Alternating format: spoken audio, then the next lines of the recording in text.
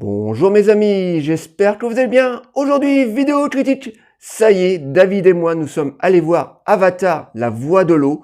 Alors, cette vidéo va se passer en deux temps, parce que malheureusement, David et moi, nous n'avons pas pu nous rassembler pour enregistrer cette critique à deux. Donc, dans la première partie de cette vidéo, vous aurez droit à ma critique. Et dans la deuxième partie de la vidéo, vous aurez droit à la critique de David, mais enregistrée de chez lui. Voilà, comme ça, c'est fait. Alors, qu'est-ce que j'ai pensé de ce fameux Avatar numéro 2? Alors, je ne vais pas être très original, je vais faire commencer ma vidéo comme la plupart de mes confrères youtubeurs en vous parlant de la technique du film, donc cette fameuse technique HFR qu'a utilisé James Cameron. Le film est tout bonnement époustouflant. On a droit encore à des images incroyables, on retourne en quelques minutes sur la planète Pandora, voilà, c'est un voyage vraiment extraordinaire. Il nous rebalance à la tronche des décors magnifiques, que ça soit la forêt, que ça soit l'eau, que ça soit tous les environnements au fond de la mer, les créatures, les navires, la représentation de l'eau, tous les décors, que ça soit une créature qui soit devant la caméra, mais aussi bien au fond. Tout est fluide, tout est magnifique, les couleurs sont magnifiques. C'est vraiment un joyau. Encore une fois, James Cameron a mis 10 ans d'avance sur les futures productions hollywoodiennes, les prochains films, mais aussi il a mis à l'amende tous les films qui sont sortis auparavant ces 3 dernières années. C'est incroyable. C'est un film, faut voir Avatar rien que pour la... On pourrait même se déplacer, même voir Avatar que pour la technique, tellement c'est beau. Alors, moi, ça serait un scandale pour moi si James Cameron ne remporterait pas un Oscar pour la technique de ce film, parce que franchement, c'est de l'orfèvre, c'est vraiment un voyage extraordinaire. Le film dure 3 heures. En général, quand on va voir un film de 3 heures comme ça, de science-fiction, avec énormément d'effets spéciaux, très souvent, on peut sortir de la salle complètement épuisé parce que ça fait mal aux yeux en général. Là, pas du tout. On sort 3 heures de film, on n'est vraiment pas du tout fatigué, on est même émerveillé par rapport à ce qu'on a vu. Donc c'est vraiment extraordinaire de ce côté-là.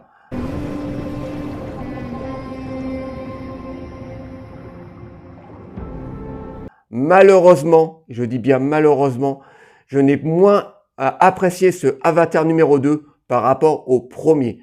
Tout simplement parce que le film dure beaucoup trop longtemps par rapport à ce qu'il a à raconter. Voilà, l'histoire est sympathique. Voilà, le noyau dur de l'histoire, c'est la famille. Voilà, donc ça, je n'ai rien contre ça. Donc, on retrouve nos personnages qu'on avait adorés dans le tout premier Avatar. Donc, on retrouve Jack, Sully et Neytiri, donc qui ont eu une famille. Voilà, ils ont eu 3 ou 4 enfants. Voilà, et donc tout se passe plutôt bien sur Pandora. Il y a encore des humains qui sont restés sur la planète, mais c'est des humains qui ont su vivre avec les navires, donc tout se passe plutôt bien. Et bien entendu, la compagnie va revenir avec des escouades de soldats pour cette fois contrôler complètement Pandora, voilà, parce que dans Avatar 2, la Terre est complètement détruite, voilà. La Terre est en train de mourir et donc les hommes sont obligés de trouver une nouvelle planète et mieux que Pandora pour pouvoir y vivre. Donc ils reviennent sur Pandora pour envahir la planète. Et Jack Sully, lui, la seule chose qu'il a en tête, c'est de sauver sa famille de l'invasion humaine. Donc c'est vraiment le noyau dur de l'histoire, donc la famille. Mais le problème, c'est qu'il a mis beaucoup trop de personnages dans son film. Alors le film dure 3 heures. Malheureusement pour moi, il y a vraiment des moments de flottement en plein milieu du film.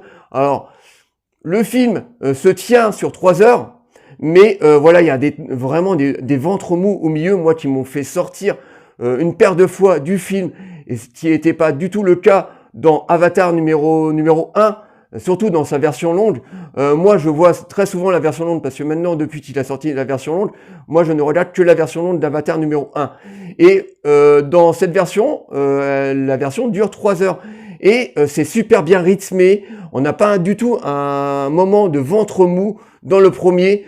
Voilà, on a Jet Sully au début qui est juste un soldat qui est infiltré parmi les navis, qui est là juste pour les déloger, et ensuite il va tomber complètement amoureux de leur manière de vivre et de Neytiri, et tout ça se suit vraiment sur une seule ligne. On n'a pas vraiment de temps mort, on a des scènes d'action, on a des scènes d'aventure, on a même une histoire d'amour, mais tout ça est vraiment très très bien rythmé, ce qui n'est pas du tout le cas pour moi dans ce numéro 2, parce que il met beaucoup trop de personnages.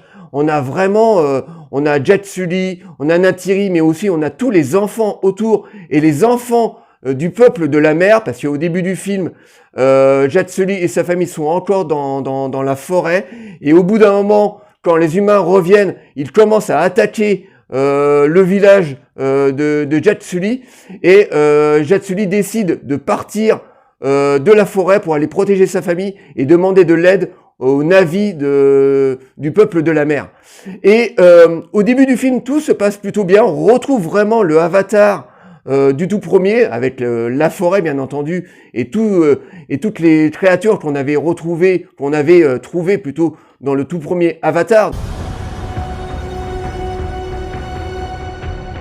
J'entends battre son cœur. Donc ça, c'était vraiment très très bien.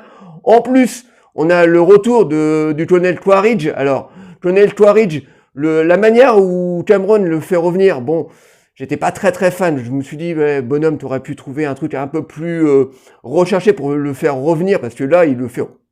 Excuse-moi, il le fait revenir en quelques secondes comme ça. Donc en fait, c'est pas vraiment le colonel Quaritch qu'on a là, mais c'est l'esprit du colonel Quaritch qui se retrouve dans un avatar. Donc c'est plus vraiment le colonel Quaritch. Bon, il a toujours le même le côté, il a toujours son côté badass et son côté cruel. Mais là, on a un colonel Quaritch qui se retrouve dans le corps d'un avatar. Donc imaginez le colonel Quaritch dans un tel corps.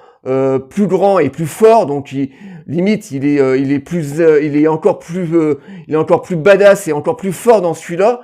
Mais moi, la manière où Cameron l'a fait revenir, j'ai trouvé ça franchement moyen. Et donc la toute première partie du film, moi j'avais bien aimé, jusqu'au moment où Jet Sully arrive sur l'océan, donc parmi les navis du peuple de la mer. Donc là, on a un nouveau décor, donc le décor de plage, de l'océan, de la faune sous-marine. Et là, clairement, on voit que Cameron est amoureux de la mer parce que il filme l'océan dans tous les sens possibles et imaginables. Mais le problème, c'est que en plein milieu de ce film, moi, j'ai eu l'impression de me retrouver dans la petite maison à prairie. Donc, t'as la famille de Jet, comme ça, qui arrive parmi ces navis du peuple de l'eau. Ils les acceptent assez rapidement, et là on va les voir on va les voir nager, apprendre à nager, apprendre à chasser, à connaître la faune sous-marine, à faire la connaissance avec d'autres créatures. Alors tout ça, c'est très très beau, hein. Vraiment, on a de très très belles images, et c'est très très plaisant à suivre. Mais putain, qu'est-ce que ça ralentit son film. Et parmi ces scènes, on va revenir sur le capitaine colonel Quaritch, donc qui va investir un bateau, donc un baleinier. Donc on va avoir une grosse scène de chasse de baleines, qui est plutôt sympathique, mais on va avoir une scène d'action, une scène d'exposition avec les personnages de la famille de Jack, qui vont commencer à nager comme ça, à nager entre les baleines, les créatures différentes de l'océan. Ensuite, on va retourner sur une scène d'action, et je trouve que le film est très très mal rythmé, voilà, ça monte, ça descend, ça monte, ça descend, jusqu'au climax de fin, où là, on a droit vraiment à une grosse scène de bataille sur un bateau. D'ailleurs, là, à ce moment-là, Cameron nous fait un gros best-of de toute sa carrière, donc on retrouve du Abyss, on retrouve du Terminator, on retrouve du premier Avatar, on retrouve vraiment tout le best-of de la carrière de James Cameron, de tout le style des autres films on retrouve aussi Titanic, voilà, je cherchais Titanic, on retrouve surtout du Titanic. Et donc on a une grosse climax sur un bateau à la fin, qui est plutôt sympathique, mais c'est ça qui dérange un petit peu à l'arrêt, c'est que ce film est en permanence en train de changer de ton, et moi ça m'a fait sortir une paire du foie du film. Donc je pense que Cameron aurait dû faire un film beaucoup plus court, beaucoup plus resserré, essayer de trouver une même ligne directive, parce que c'est vrai, il a envie de faire plaisir au public, c'est clair. Voilà, on a énormément de très belles images, on a énormément de créatures, énormément de personnages, mais malheureusement, il met tellement de personnages dans son film qu'il y en a certains qui sont très très bien développés et d'autres qui passent complètement complètement à côté ou qui sont mal développés. En plus, Colonel Quaritch, on lui donne un gamin dans ce film. Voilà, on apprend que Colonel Quaritch avait un fils qu'on ne savait absolument pas dans le premier. Bon, encore une fois, c'est un peu sorti du chapeau comme ça, mais pourquoi pas. Alors, au début, Colonel Quaritch, il est méchant, il veut toujours être à la recherche de Jet Sully pour le tuer. Voilà, c'est vraiment son objectif, c'est ça, c'est de tuer Jet Sully parce que c'est Colonel Jack qui l'a tué dans le premier film. Et au bout d'un moment, on lui donne ce gamin dans les pattes. Alors au début, il le rejette totalement parce que voilà, pour lui, c'est le fils de Quaritch du premier. Donc lui, voilà, comme c'est un avatar et avec l'esprit de Quaritch, c'est plus vraiment Quaritch, donc il le rejette totalement. Et au fur et à mesure du film, on a cet homme qui commence à s'attacher à cet enfant qu'il a pratiquement pas connu. J'ai trouvé ça un petit peu bizarre de la part de Cameron d'essayer de mettre un fil rouge comme ça, enfin d'essayer d'être proche comme ça, de donner une espèce de paternité au colonel Quaritch, qui est quand même un gros méchant que moi j'aime énormément, voilà. Et là j'ai trouvé ça un peu bizarre. Bon, on sait très bien qu'il met des éléments dans ce film pour les futurs avatars, mais bon, voilà, j'ai trouvé que c'était voilà, un peu bizarre à mon goût. Donc voilà, pour finir, c'est un Avatar que j'ai aimé énormément. C'est un grand spectacle qu'il faut absolument voir au cinéma. Mais malheureusement, j'ai pris beaucoup moins de plaisir à regarder cette suite que le tout premier que je trouve excellent dans tous les genres, que ce soit dans sa technique, que ce soit dans ses personnages, que ce soit au niveau de son rythme. Il est quasi parfait pour moi le premier, mais le deuxième, il manque vraiment de rythme, il y a beaucoup trop de personnages, la technique est magnifique, mais bon voilà, il y a ces petits bémols qui moi m'ont fait sortir du film une paire de fois. Donc je vous conseille d'aller le voir parce que c'est un grand film et c'est un film en plus de James Cameron, donc ça ne se loupe pas. Donc allez le voir en IMAX. Franchement, c'est en IMAX 3D aussi, voilà. Essayez de le voir vraiment en meilleures conditions, vous allez voir, vous allez prendre une claque, parce que rien que pour la technique, rien pour ce qu'il a à nous offrir, le film vaut vraiment son coup d'œil. Mais pour moi, il est beaucoup moins bon que le premier. Donc maintenant, je laisse la place à David, et je vous dis à très bientôt. Ciao les amis. Hello les amis. J'espère que vous allez bien. Alors, ma critique sur ce film va être beaucoup plus nuancée. Le mauvais chasseur, bon bah c'est le gars qui a un fusil, il voit un truc qui bouge, il tire. Ouais, bien sûr. Beaucoup moins optimale malheureusement que celle de Vincent. Alors, Avatar numéro 2, je vais parler vite fait de cette avancée technologique au sein de l'image.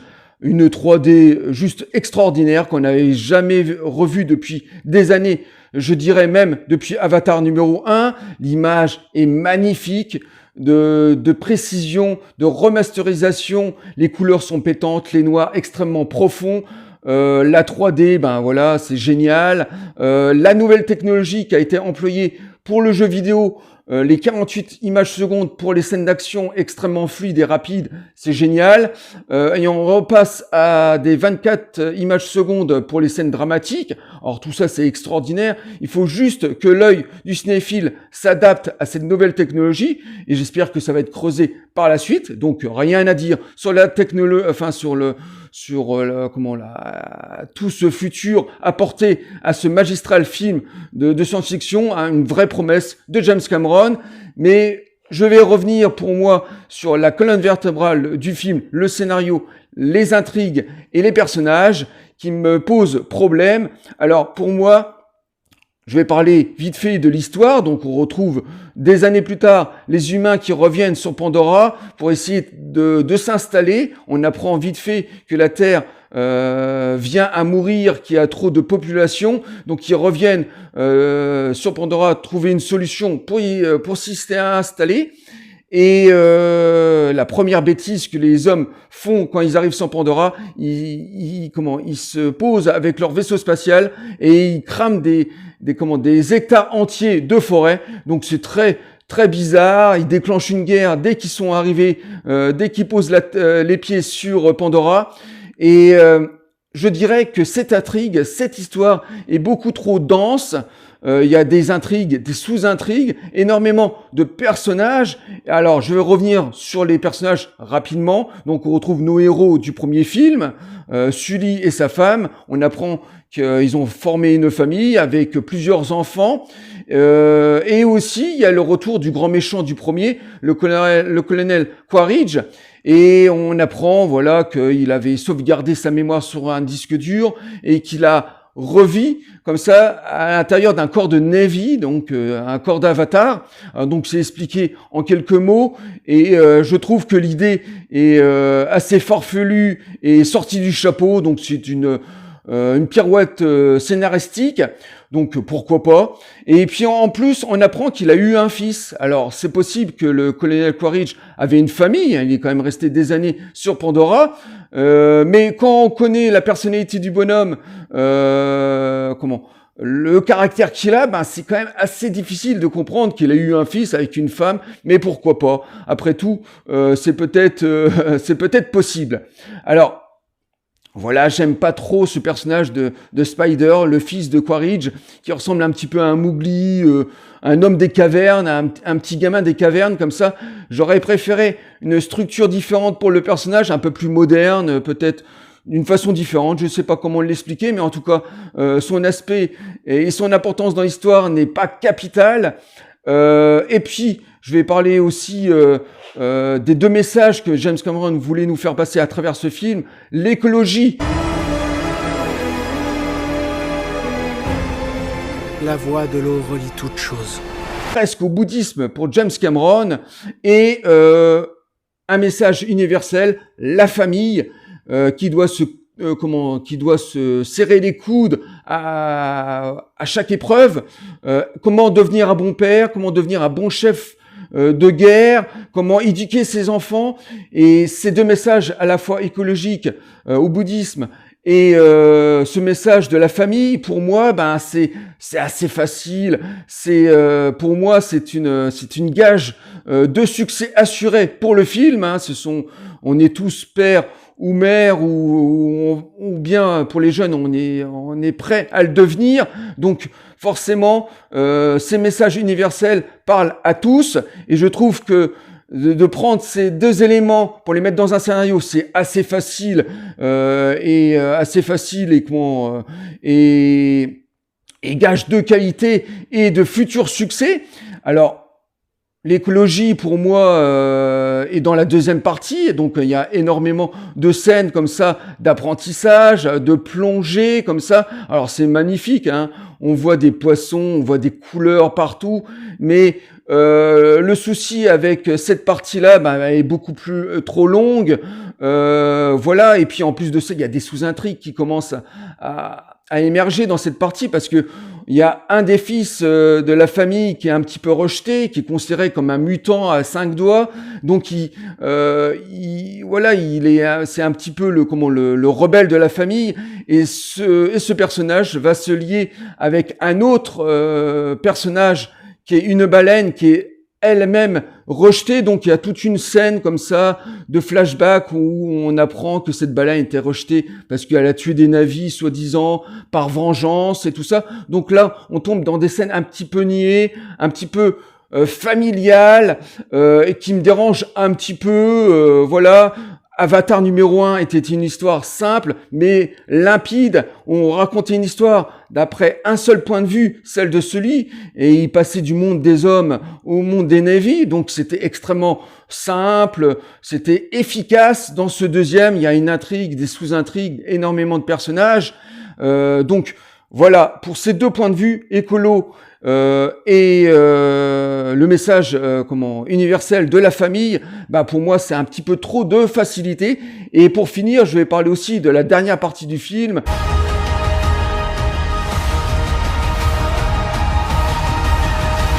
qui a une espèce de patchwork de tous les films de James Cameron. Alors pour moi, je vois du Alien, je vois du Titanic, forcément, avec les navires qui coulent.